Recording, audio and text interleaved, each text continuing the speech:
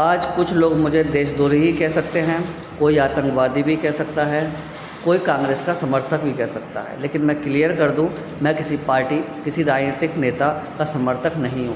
मुझे CJP, BJP, Congress, Sapa, Baspa, आम आदमी पार्टी किसी से कुछ लेना देना नहीं है। मैं सोनम वांगचुक का भी समर्थक नहीं कर रहा हूं। मैं बस इतना कहना चाहता हूं सरकार से कि अगर आपके राज्य में कुछ लोग अपनी मांगों को लेकर आ रहे हैं तो क्या आपका ये दायित्व नहीं है अभिभावक की तरह कि आप उन बातचीत के माध्यम से उन लोगों की बातों को सुना जाए और उनकी बातों को अगर जायज़ मांगे हैं तो उनको स्वीकार किया जाए और उनका निराकरण किया जाए। क्या ये क्वेश्चन करना, क्या अपनी चुनी हुई सरकार से क्वेश्चन करना देशद्रोह की श्रेणी में आता है? क्या आतंकवाद की श्रेणी में आता है? नहीं ना। तो सरकार क्यों सामने नहीं आ रही है, क्यों उसका जवाब नहीं दे रही है जो बच्चे मांग कर रहे हैं? कुछ लोग ये कह सकते हैं कि जो नीट का एग्ज़ाम हुआ था उसमें जो प्रोटेस्ट हो रहा है दिल्ली में, उसमें बहुत सारे लोग जो हैं वो स्टूडेंट नहीं हैं। कुछ लोगों को मान सकते हैं 10% लोग स्टूडेंट नहीं हैं, लेकिन उनके घर में कोई ना कोई स्टूडेंट होगा, वो उन लोगों की आवाज़ उठाने आए हैं, ठीक है? तो उनका भी एक समर्थन है उनको प्राप्त। तो सरकार को चाहिए कि तानाशाही ना दिखाकर, उन पर लाठियाँ और डंडे ना बरसाकर उनकी बात को धैर्यपूर्वक सुना जाए और सुनने से ही मसले हल किया सकते हैं। बस इतना सा सरकार को करना था कि 2 कुर्सियाँ और 1 टेबल, बस 2 लोगों को अपने आपस में बैठाकर बात कर लिया जाता कि भाई समस्या कहाँ पर है, तो इतना बड़ा जो प्रोटेस्ट है वो रूप नहीं लेता। लेकिन सरकार जो है वो इसका विरोध करने की बजाय अपनी ही नाकामियाँ छुपाने में लगी हुई है। अगर हम बात करें 2014 से 2023 तक, ये सिर्फ नीट का मामला नहीं है। 2014 से जब से ये वर्तमान सरकार सत्ता में आई है तब से लेकर 2023 तक का डाटा बता रहा हूँ, इसमें 24-25 शामिल नहीं हैं, कुल 90 बार परीक्षा लीक हुई हैं, जिसमें कई परीक्षा दोबारा भी हुई हैं, कोई परीक्षा अभी तक अधर में लटकी हुई हैं, कुछ परीक्षाओं को आज तक दोबारा किया ही नहीं गया, वो जैसी थी वैसे ही होने दिया गया, बच्चे हाथ मार मार कर मर गए। तो इसका जिम्मेदार कौन है? इसका जिम्मेदार क्या सरकार नहीं है? क्या सरकार से सवाल पूछना गुनाह है क्या? मैं उन लोगों से पूछना चाहता हूँ कि जो लोग सरकार का समर्थन कर रहे हैं, मैं मानता हूँ कि सरकार का समर्थन के साथ साथ सरकार का समर्थन आप इसलिए कर रहे हैं कि सरकार का विरोध करने में कुछ जो है बाहरी शक्तियाँ भी शामिल है। बाहरी शक्तियाँ शामिल क्यों हुई, इसका जवाब है सरकार के पास। क्या अगर ये बात पहले ही निपटा दी जाती, क्या ये मुद्दा पहले ही शांत कर दिया जाता, बच्चों की मांग मान ली जाती, तो ये सिचुएशन उत्पन्न ही नहीं होती। आए दिन सरकार जो है वो बच्चों के लिए कुछ नहीं कर पा रही है। हमारे यहाँ दिक्कत पता है क्या? हम जिस नेता को वोट देते हैं उसको अपना बाप बना लेते हैं, और अगर उस नेता से कोई क्वेश्चन पूछे तो उसके जो नाजायज़ औलाद है उसको ज़्यादा बुरा लगता है। उस बाप को इतना बुरा नहीं लगता जितना उस नाजायज़ औलाद को उतना बुरा लगता है। ये सबसे बड़ी दिक्कत है हमारे यहाँ की राजनीति की। हर नेता, हर व्यक्ति अपने नेता को बाप बनाए घूम रहा है, उससे सवाल करना ही गुनाह हो जाता है।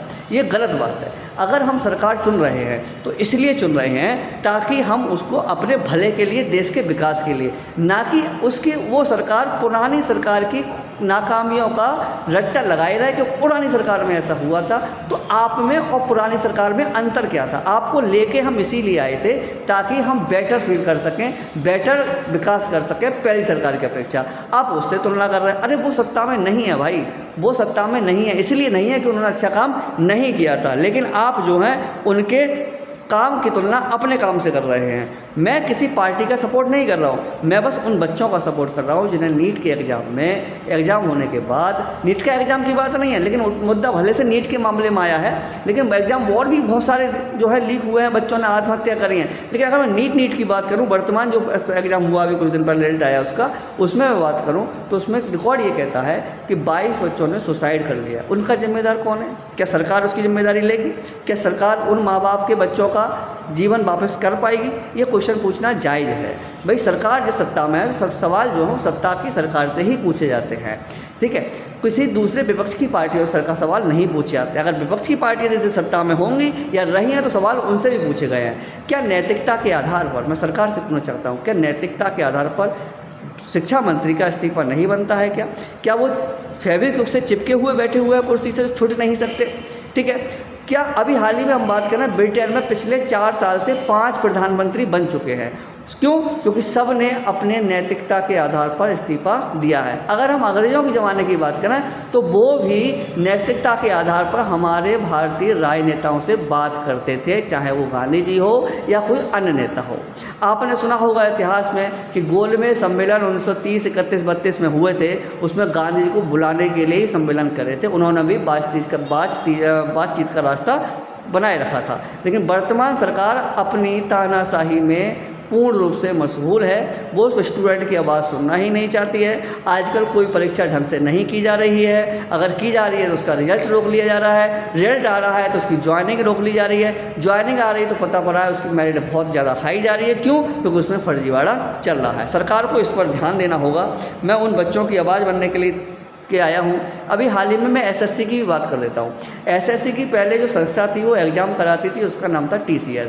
सरकार ने क्या किया, टीसीएस से हमारा टेंडर लेकर एक फ्रॉड कंपनी को दे दिया गया, इसका नाम था एडुकेटी। उस पर भी बहुत सारे शिक्षकों ने, बहुत सारे बच्चों ने दिल्ली में प्रोटेस्ट किया था, उसका कुछ नहीं हुआ। सरकार ने अपना दबाव डालकर उन टीचरों को शांत कर दिया गया, बच्चे भी शांत हो गए, सब ने जहर का घूंट पी लिया और सब अपनी तैयारी में लग गए। बोल जैसा है ठीक है, अब क्या ही कर सकते, सिस्टम से हम नहीं लड़ सकते। एक आम आदमी सिस्टम से नहीं लड़ सकता। सिस्टम के पास ताकत होती है, पावर होती है, कानून होता है, उनके पास साम दाम दंड भेद तीनों के उपाय होते हैं।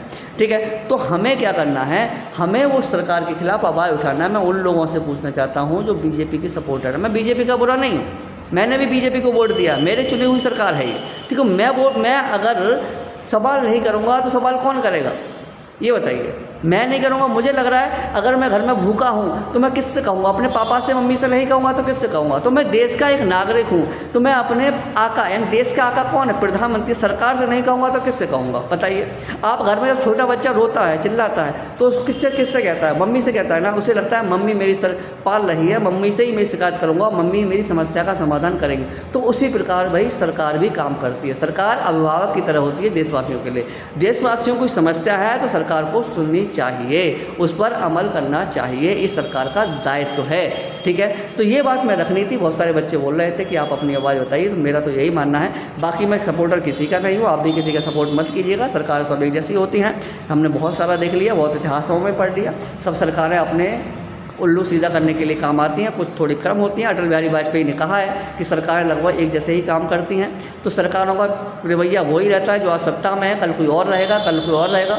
स्टूडेंट की आवाज़ जो उठाएगा वो मैं उसको महान सरकार बनाऊंगा, क्योंकि स्टूडेंट और युवा जो है वो इस देश की नींव होती है। तो मैं बस इतना ही कहना चाहूँगा कि जो धर्मेंद्र प्रधान हमारे शिक्षा मंत्री जी हैं, भाई रिजाइन दे दीजिए जब लोग इतना मांग कर रहे हैं। पहली बात तो ये व्यक्ति धर्मेंद्र प्रधान जो है, मैं इसको ज़्यादा इज्जत के साथ बात नहीं कर रहा हूँ, क्षमा चाहूँगा मैं इतने ऐसे वर्ड बोल रहा हूँ, क्योंकि कई बार जब व्यक्ति बातें गले से ऊपर ले आती हैं तो वो इज्जत का सवाल वहाँ पे भूल जाता है।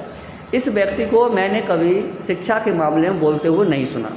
मैंने नहीं सुना कि ये व्यक्ति कभी किसी मंच पर जाकर भाषण दे रहा हो कि भाई शिक्षा व्यवस्था हमने इतनी सुधारी है, हमने ये जो आयाम है शिक्षा के वो पूरे कर लिए हैं, या ये हम इस पर काम कर रहे हैं, हम नई तरह की एजुकेशन नीति ला रहे हैं। कुछ यहाँ पे नहीं बदला है, सब वही पुराने ढर्रे पर चल रहा है। बस दिक्कत क्या है, इनका चुनाव फोकस है चुनावी मोड।